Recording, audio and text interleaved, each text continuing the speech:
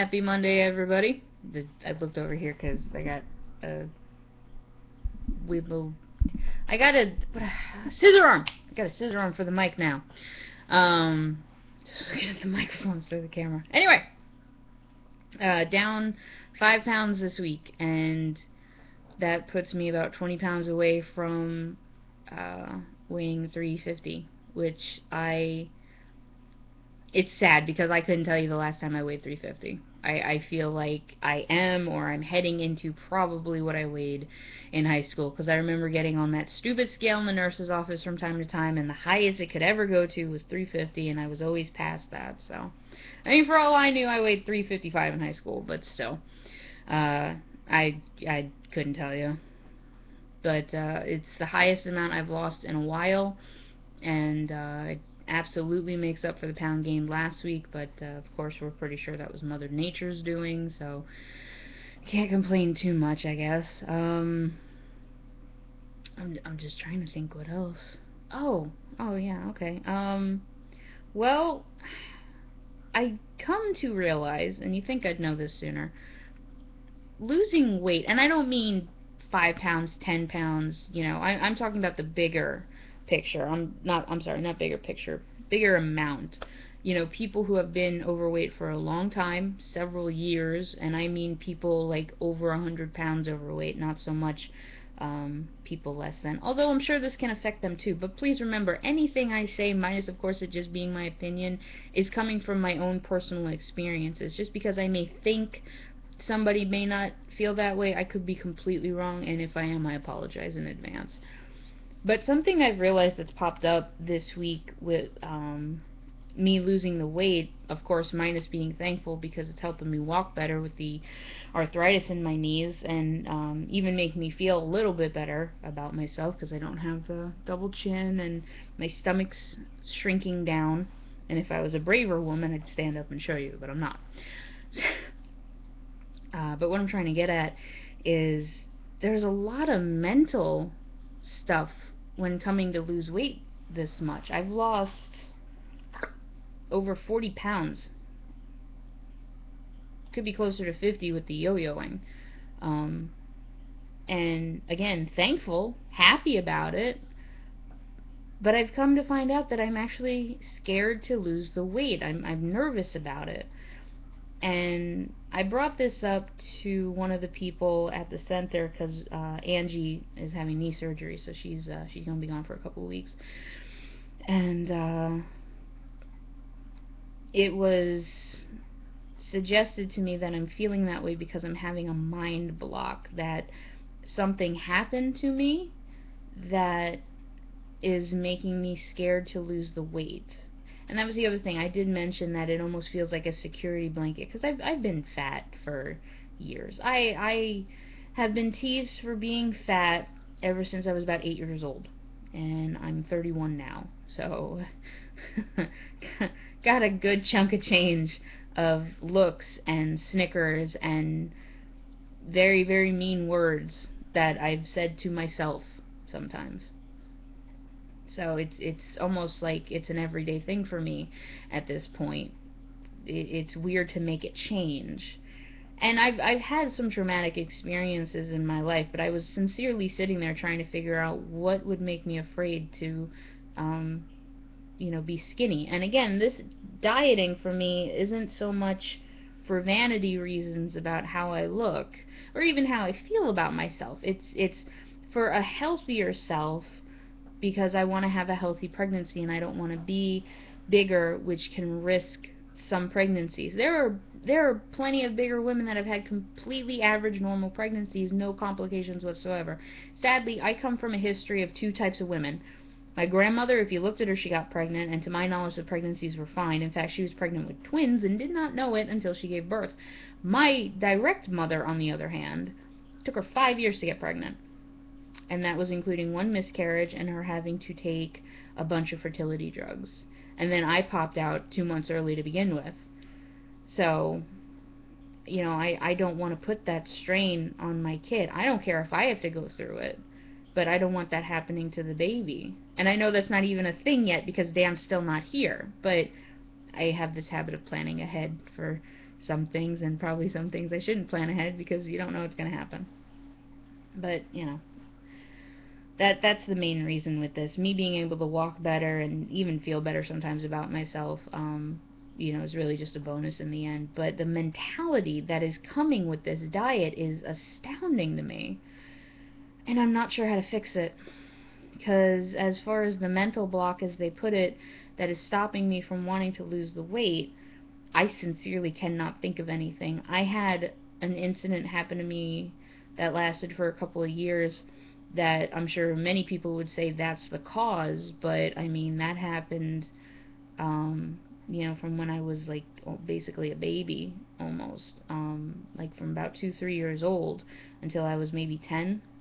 So, you know, that I don't think that's it, because that's when I was gaining the weight technically, and my mom said it was her fault that me and my brother got fat, because when my parents got divorced when I was about 6, you know, mom wasn't watching what me and my brother ate, and I can remember at least once going into the kitchen in the middle of the night and eating a bunch of cookies. But I'm 6, I'm 8 years old, that's what kids do, they sneak in and they take cookies. So she always blamed herself for me and Adam getting big, and you know, the bottom line is also in a budgeted home. It doesn't matter if you're rich or poor. It's a budgeted home. If you have, I mean, granted, it's more for the poorer people, because I'm on a fixed income. I have my disability, and regrettably, but thankfully, I have it, and food stamps. So, you know, I can only make the food money stretch so far, and this diet does put a strain on that, which is very frustrating. You know, before I was on the diet, I was able to roll over the food stamps because I was able to make it stretch that good. I can't do it with this diet. It's too protein based, and protein is the most expensive thing in the supermarket. Meat is the most expensive thing in the supermarket. You know what's the cheapest thing in the supermarket? Bread, pasta, frozen food. That's the cheapest shit. But the problem is, that's all carbs, and the way it's been explained to me is that carbs turn into sugar, and your body burns sugar before it burns fat, and that's what makes carbs bad. Unless you are a very active person, you know, and you're balancing, you know, how many calories you're burning to how many calories you're eating for the day. You know, so if you're, that's probably one reason they have athletes eat a lot of carbs beforehand, so they have, you know, their body has the energy to burn it when they're doing their training and stuff. You know, when you're a lazy fat ass like me, carbs aren't going to be needed that much.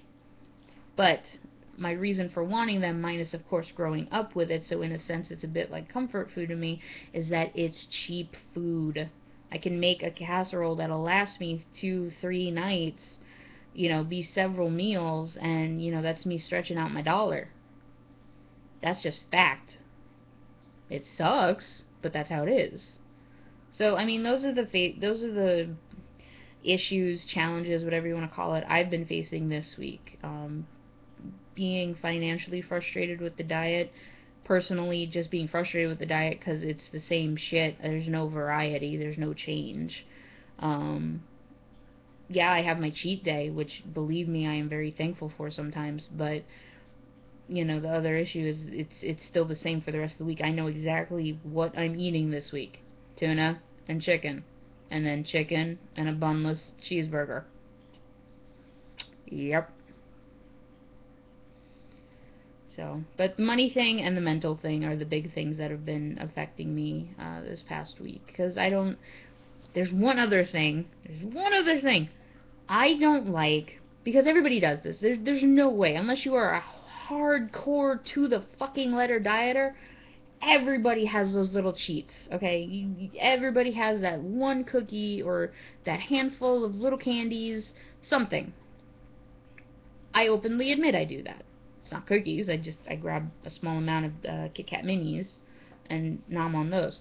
What pisses me off, though, is when paranoia sinks in, and I think I've eaten that one, and they're this fucking big, that one too many candies, and I'm paranoid I've gained 5 pounds.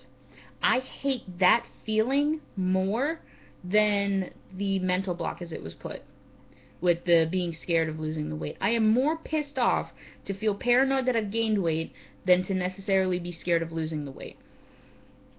because that's a shitty feeling. I shouldn't. Food is supposed to be a comfort. Food is supposed to be something enjoyed. What do you do every time there's a happy occasion or even a sad occasion, God forbid a funeral? Everybody brings food. Holidays, food. Every fucking time. You know, you have nostalgic, happy memories of your mother baking cookies or your father making grilled cheese or, you know, your grandparents. My grandparent made me eggs and toast, which was awesome, you know. So there's these fun, sometimes memories with food. You know, food should be enjoyed, not feared. And between all the diets and the articles and just, oh my god, I hate it. It's so fucking frustrating. And it changes so often. Have you guys ever looked at Yahoo articles? That's where I go when I get bored. I skim through articles, and there's every day, I swear to God, some type of article in relation to food or dieting. And it's so fucking confusing and frustrating.